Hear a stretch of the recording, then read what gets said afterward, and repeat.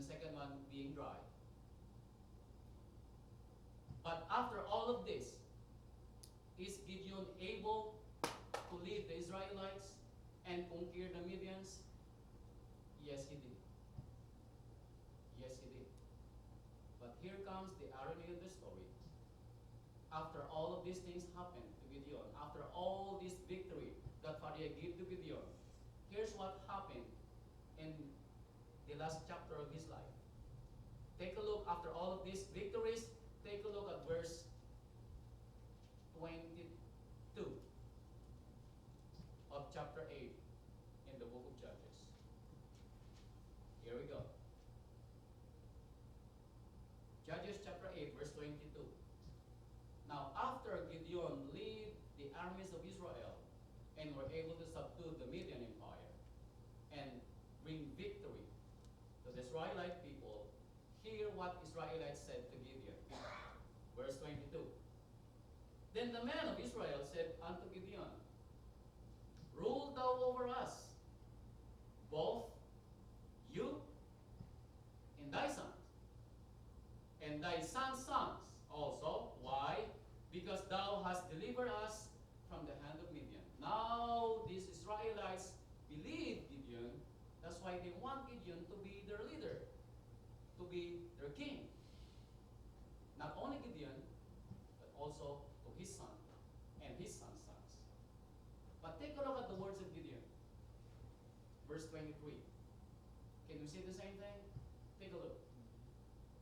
And Gideon said in verse 23 unto them, I will not rule over you, neither shall my son shall rule over you. But you know what he said? Father Yahweh shall rule over you. Ooh, isn't it so good? Gideon realized that all his victory is not from him, not from his own strength. It is from Father Yahweh. That's a good thing, isn't it? He humbles himself still, in spite of the fact that he leads the Israelites. You know, we get easily tangled with our puff up attitude. Oh, when we achieve something, we think we are so that good. We are so that righteous, as if we did it in our own strength.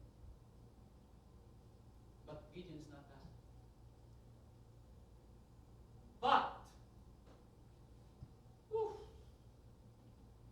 take a look at verse 25. No, verse 27. Here comes the fall of Gideon. Verse 27, it says here, and Gideon made an ephod. You know what this ephod is? Just like a high priest breastplate. And this ephod can only be worn by a high priest. And this ephod was made from 1,700 shekel of gold. And according to my computations, with this gold today, it is worth $100 million.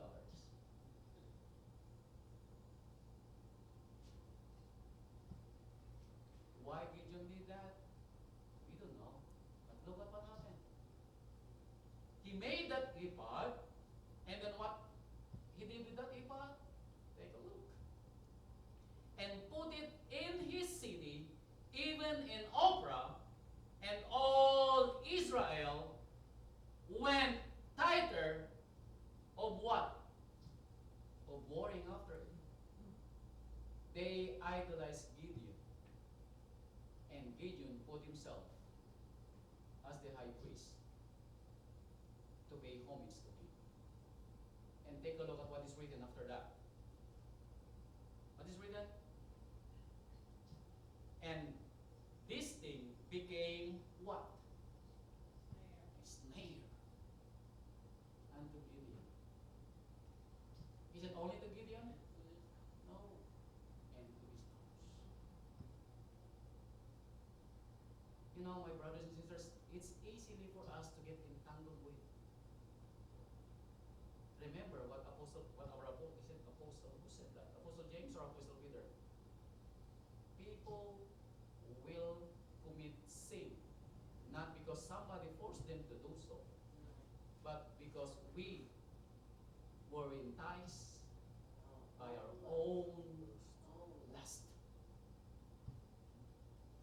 Gideon is already good when he said, I will not roll over you. Father, you will roll over. That's good already. And yet, he committed these transgressions to Father Yahweh. And you cannot find any instances that Father Yahweh gave Gideon chance to redeem back himself. Father Yahweh gave Gideon the humble beginning because he chose him to be the leader and gave him victories about conquering Madian Empire. But at the end, still Father Yahweh is the finisher of his faith, but not a reward, but a punishment. That's why I want us to go back in the books of Deuteronomy. In the beginning, in the last book of the Torah, hear what Father Yah told Moshe to the people of Israel.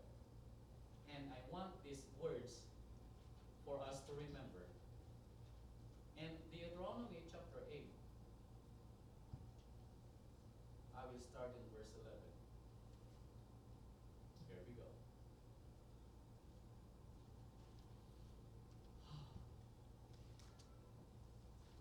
8 starts in verse 11. Father Yah said, beware that thou forget not your Almighty Yah, your Elohim, in not keeping His commandments and His judgment and His statutes, which I command thee this day. Why?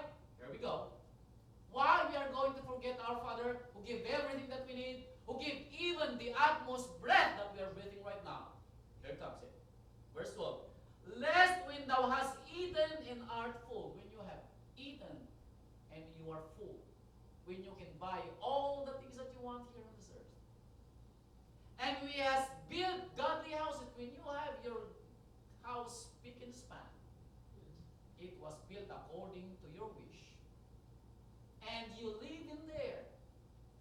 You don't feel no heat at all. When you are hungry, all you have to do is push the button in that microwave and pops up food for you. And when thine herds and thy bullocks multiply, when your job is paying you so good, and you are praised by your colleagues of what you are doing is so good, and thy silver and thy gold is multiplied, you have bank accounts and almost time that you are living good, isn't it? And all that how is multiplied. Then, to become rich is not sin. It's not, my dear brothers and sisters, it's not. But what will you do about that blessing that Father gave you is another matter. That's why our Savior said, man will not be judged according to their possessions. You will not be judged according to their, otherwise we are poor. Where are we? If we are going to be judged by our possessions here on earth.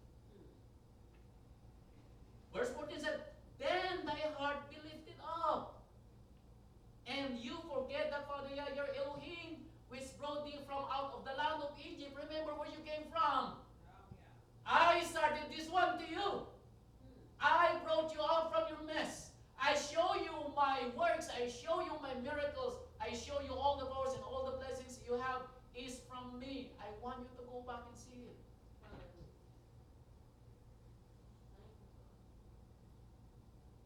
And in verse 17 it said, and thou say in your heart. Now here's another thing. Thou say in your heart. What? My power and the might of mine hand had gotten me this way. Oh, yes indeed. We puff out, isn't it? We look at ourselves as if we are so righteous and so goddess, and we did all of this with our might. We told that to ourselves, isn't it? I'm hoping and praying none of us is here doing this. And verse 18 says, but thou shalt remember, Father Yah, the Elohim, for He is what? Gives you the power to what? To get this wealth. So everything that you have, Yah allow you to have this. For what reason? For you? For your bling-bling? For your husband? For your wife? For your children? To buy a lot of cars? To build mansions? No. Because it says here, I gave you the power to get this wealth for what? That you might establish my covenant. And what is covenant? To preach His word to the world. To help those who are in need. To help those who are needing, at least uplifting to their mess. That's the reason why you have this wealth. It's not for yourselves. Because it is written, if you love those who loves you, and if you help those who were able to help you back, what good is it? Isn't what is written? It is written like that. Our Master is the one who said, the poor will be with you always. Why? Did you ask the question before? Why we have poor and needy in our midst? Forever, as we are on this earth.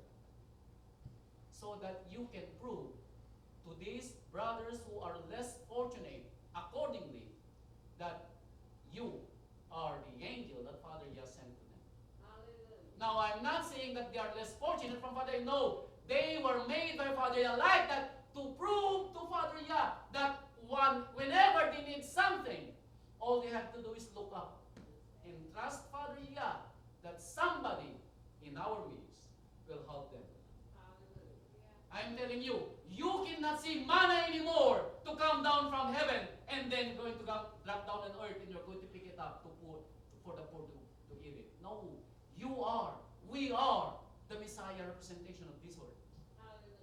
Because Father Yah gave us the opportunity to obtain this world. That's why some of us will have some of us will have some not. That's the reason why. Not because it is given to you for your own self and for your own family. Whatever you do good in your family is not counted. I'm saying you again.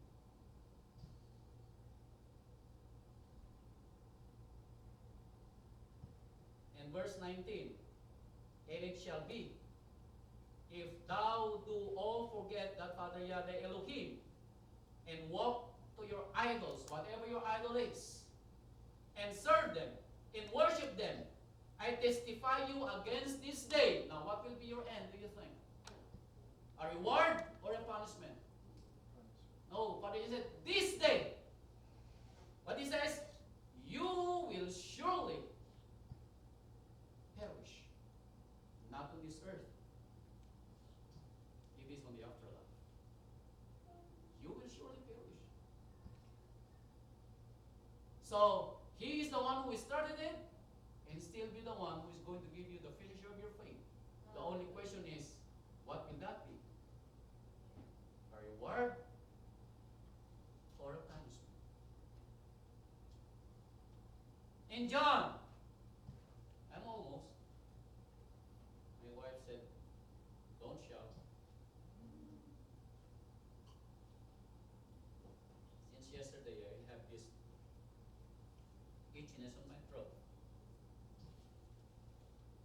And my students are already asking questions. Mr. Dante, are you okay? Are you alright? Yeah, I'm good. Because everybody is afraid of this COVID. But we're not going to have that COVID. In John chapter 16, verse 33, it says here, we're done with the Old